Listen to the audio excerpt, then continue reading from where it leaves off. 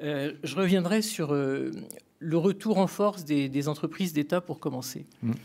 Puisqu'on dit, effectivement, vous avez parlé de la période des 5 dernières années.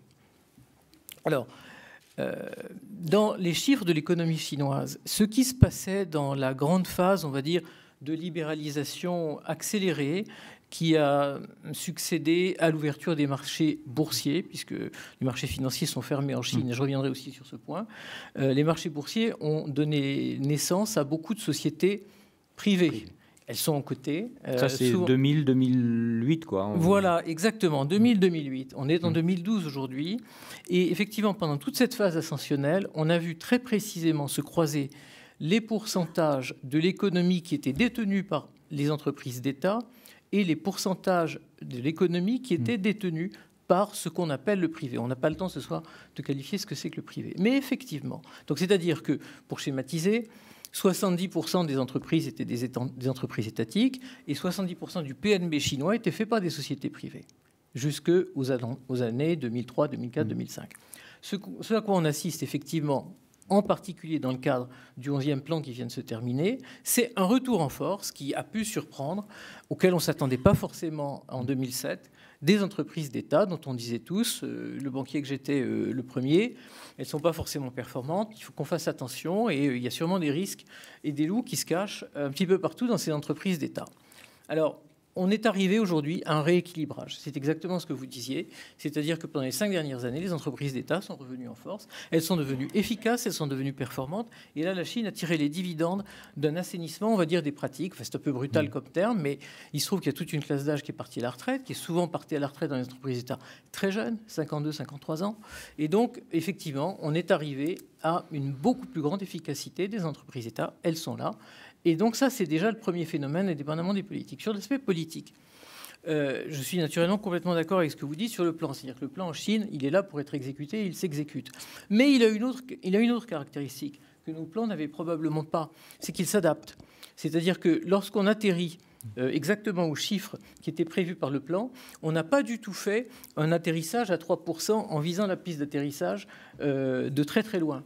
On a très souvent fait une descente à 3%, si vous permettez la comparaison aéronautique, et puis on est reparti prendre de l'altitude, et puis on a refait un piqué à 5 ou 6%. C'est exactement ce qui s'est passé dans l'exécution du 11e plan. C'est-à-dire que le 11e plan, il a commencé en 2006.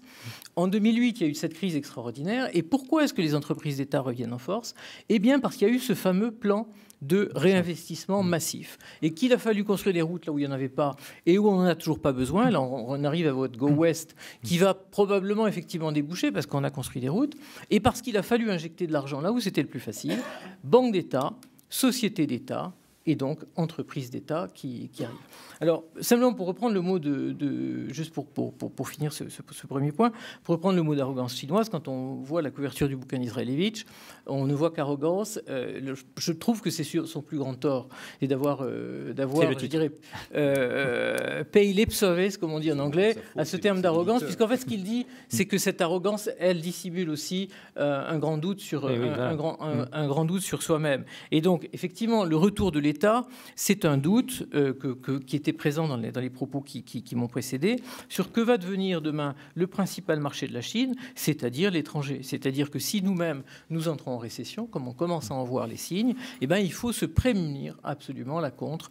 Il faut diversifier peut-être ses réserves de change, il faut réfléchir à une autre politique monétaire, mais c'est extrêmement difficile, et il faut peut-être aussi enfin débloquer ce marché intérieur. La clé du marché intérieur, pour moi, je finis là-dessus, elle est simplement le système des retraites et le système du recyclage de l'épargne. Quand vous ne savez pas exactement si vous avez entre 45 et 55 ans, ce que vous allez gagner quand vous en aurez 70 dans le nouveau système de longévité chinoise, eh bien, vous laissez vos enfants dépenser. Ceux qui dépensent aujourd'hui, c'est les 25-35 ans. Ils dépensent beaucoup plus que la proportion de la population qu'ils représentent. Et en revanche, les 45-55 ans qui détiennent la richesse ne dépensent pas. Voilà, je finis simplement. Et alors, comment vous voyez évoluer les choses? C'est-à-dire, est-ce que ce balancier qui est parti vers l'étatisation, est-ce qu'il va revenir vers le privé? Parce que beaucoup de gens disent aussi, finalement, ils font ça, mais à chaque fois, ils s'aperçoivent que l'initiative, l'innovation, elle vient beaucoup du privé, quoi. C'est le Geely dans l'automobile, c'est Huawei. Alors, si on prend, alors on va peut-être prendre deux ou trois exemples éloquents. Huawei affirme, comme vous l'avez vu puisque vous étiez à Shenzhen la semaine dernière, que non, ils n'ont rien à voir avec l'innovation publique. Je l'ai entendu encore avant-hier au petit déjeuner qu'effectivement Huawei ne tient pas son savoir-faire du public. Et donc là, on a un exemple que je ne commenterai pas, que des personnes qui sont dans la salle peuvent commenter beaucoup mieux que moi.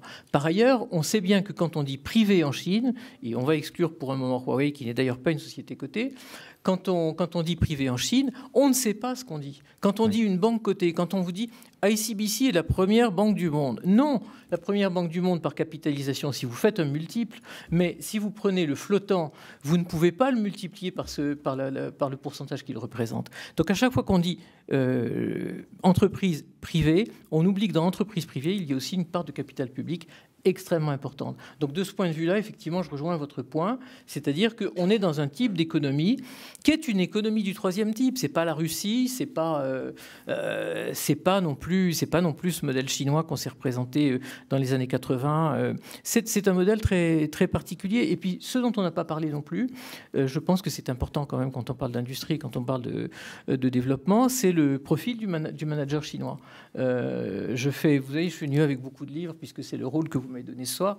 Et il y a un bouquin très intéressant qui a été écrit par Charles-Édouard Bouet de Hornberger, qui est le China's Management Revolution. Alors il fait des portraits de managers. Ces managers sont très très rarement issus du public. Donc il y a une dichotomie extraordinaire et peut-être que le mélange c'est ça. Une très forte empreinte du public et puis des individus. Et la Chine c'est souvent bien ça. Une forte empreinte du public et des personnalités.